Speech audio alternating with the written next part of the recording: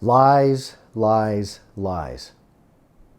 Now, they weren't intentional lies, but clearly we've been misrepresenting the real physiology that our bodies crave.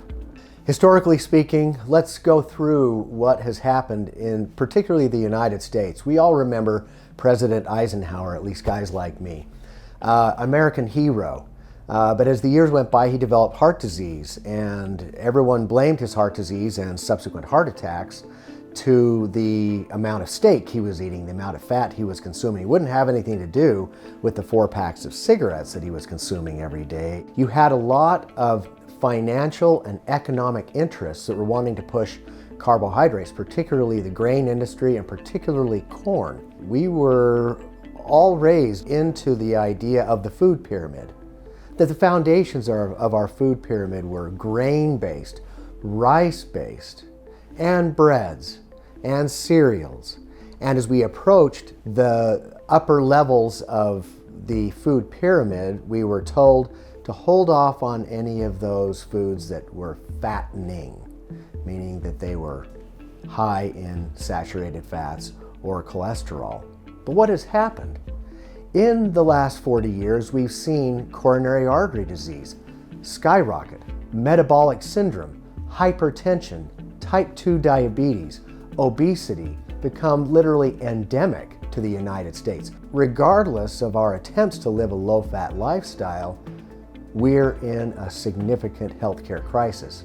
We've learned that now historically the source of that coronary artery disease, the source of our atherosclerosis, was not fat consumption or cholesterol consumption. It was the direct result of consumption of refined carbohydrates. What does that mean? Well, if you take wheat and you take off all the healthy fiber and you remove all the nutrients and you just get down to the very basic levels of wheat that is just pure carbohydrate that doesn't have the vitamins and nutrients, those are refined carbs. We weren't designed to consume refined carbs. Our bodies have a maladaptive response. You look at the greatest cardiovascular centers in our country right now. All of these university settings are really strongly pushing a new understanding. And it's being borne out in the literature, it's being borne out in the lab, and it's becoming very clear. The only solution will be only moving away from these refined carbs that have been pushed since the 1950s when fat was demonized. We're faced with a choice.